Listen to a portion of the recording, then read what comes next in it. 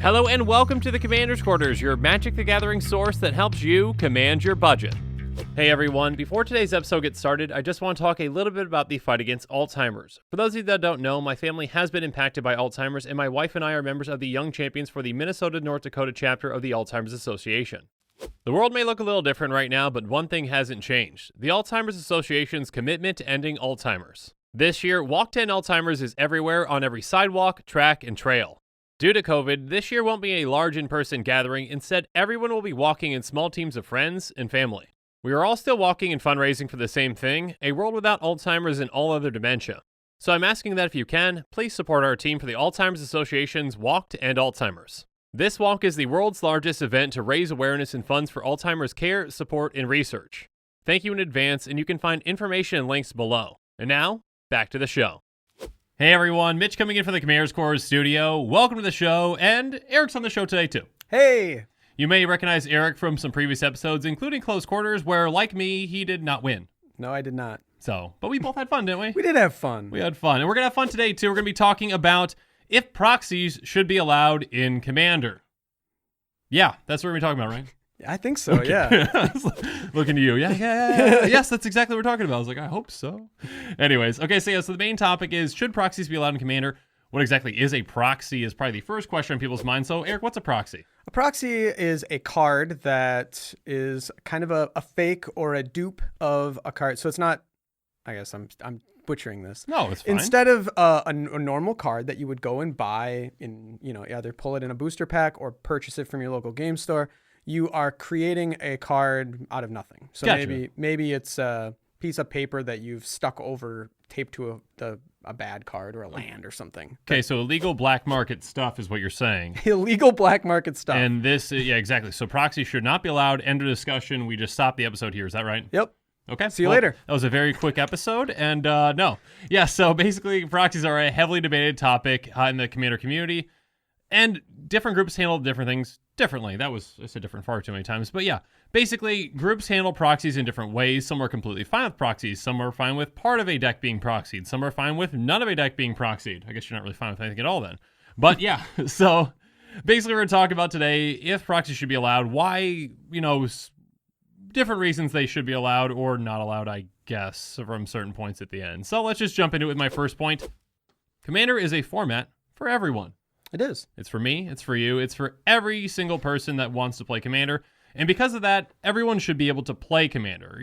Being able to play with your cards, but not just saying Commander's a format you can play with your own cards, but also, if you can't afford a certain card, should you still be able to play with it? It's a format that's a casual format, that's supposed to be just fun for everyone. So why not just let people play with cards? That's, I think, the first reason, for, allowing proxies in a group. Yeah, and I think that kind of comes back to the whole aspect of you should be allowed to play with all cards. There's certain cards, like you think about reserve list cards, and we're not talking about banned or unbanned here. We're specifically talking about cards that would be unbanned, yep. In our format.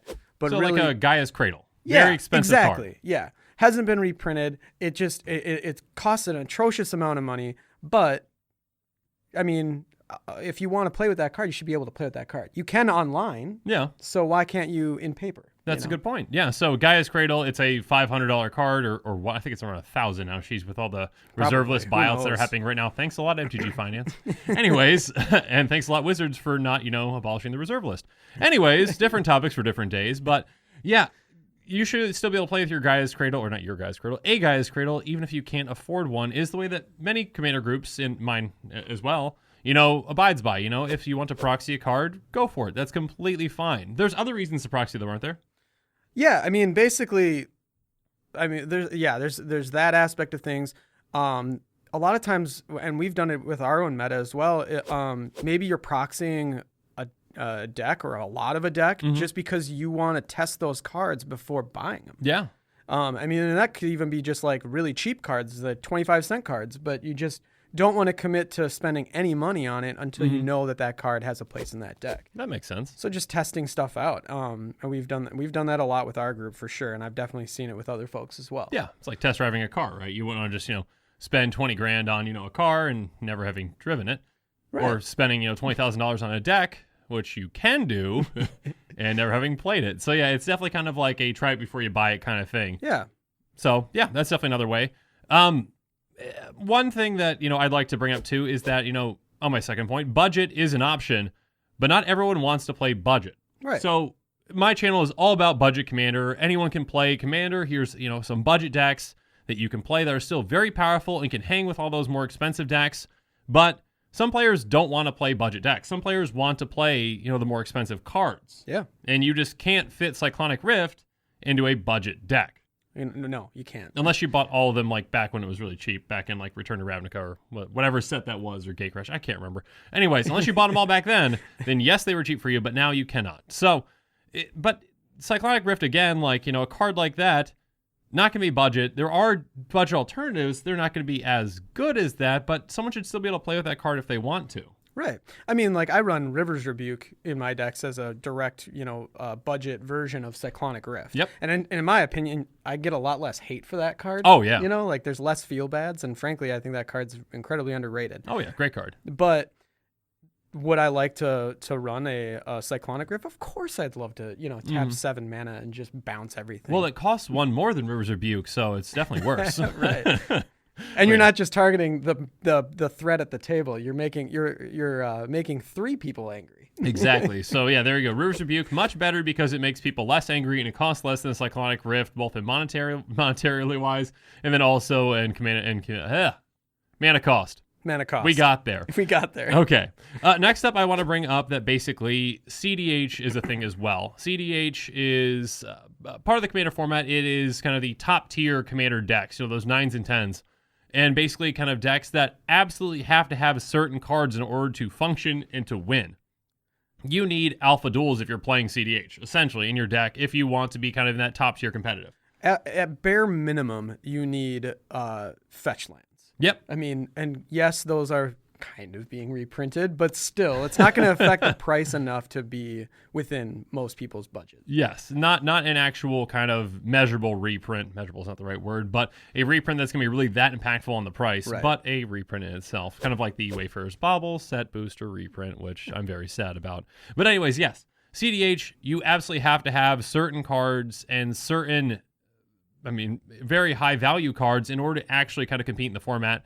And the CEDH community is actually, from my knowledge, I've met, a few people in the CEDH community, including the Spike Feeders, which are fantastic people. Basically, that CEDH allows proxies more so than even casual players for the most part, because it is a necessity to play in the format. You need those cards, and some people can't afford that. So instead of excluding someone from playing, they say, yeah, sure, just play with proxies. That's completely fine. Nobody would play it. Nobody would be able to play it if they didn't allow that. Well, there are certain players, I'm sure. But certain players. But if you think about the grand scheme of things, the percentage-wise of how many of those cards even just exist, it would be a very few amount of people that would play CEDH. And not out of preference, just out of whether or not they can afford to play. Yeah, absolutely. The difference between CEDH and Legacy is that Legacy, isn't nearly as fun.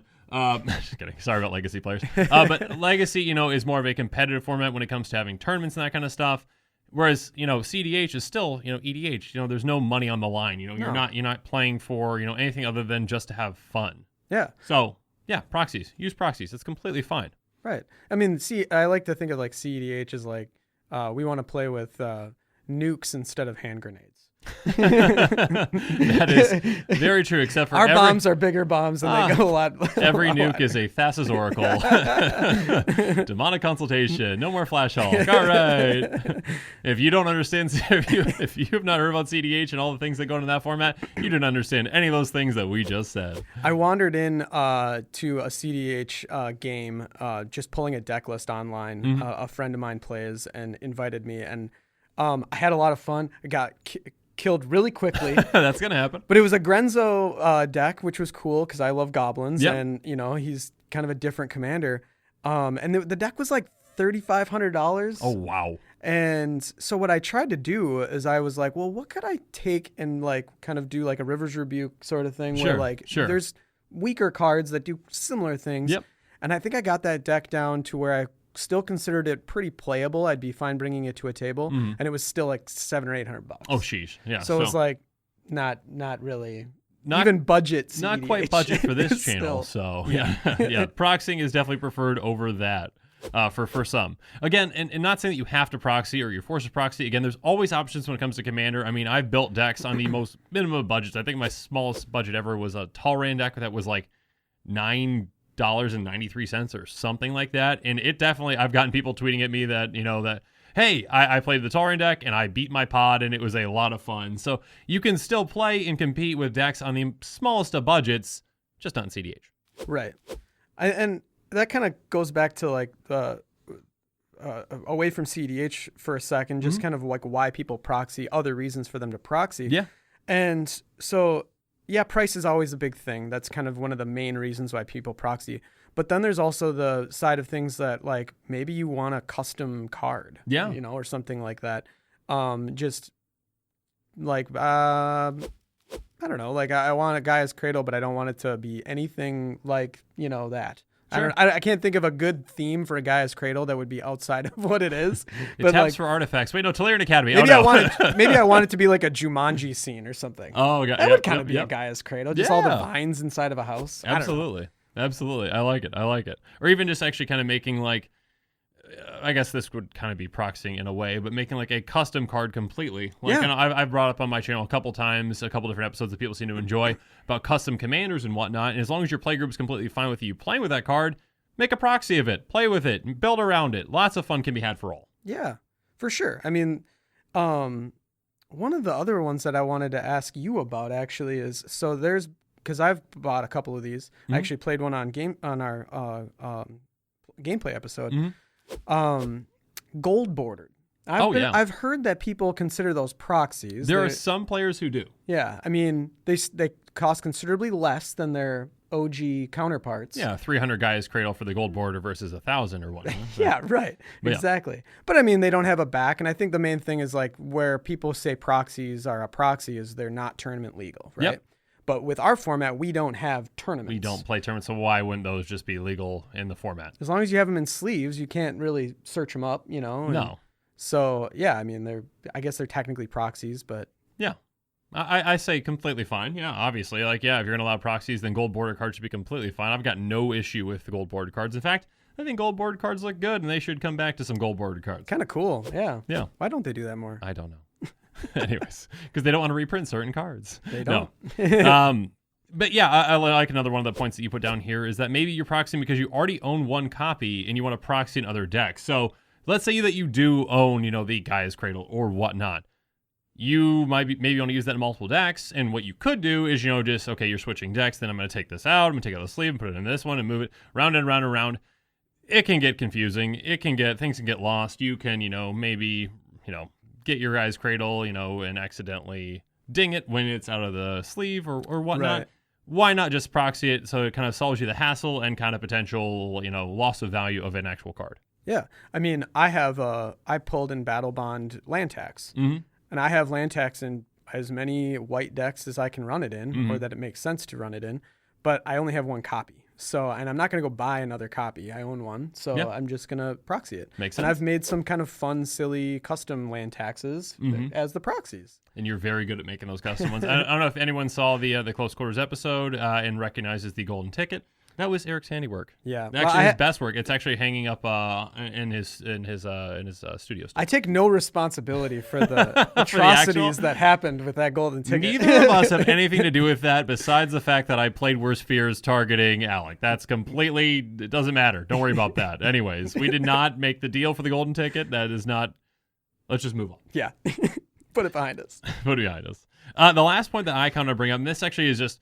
It's a weird thing that might just be me, and this is just I'm completely fine with proxies to a point. And this is the only point, and this is just it. And I don't know why, but it just kind of just irks me just a little bit when I'm at the table playing against someone that's got a completely proxy deck, and they've got alpha duels in there.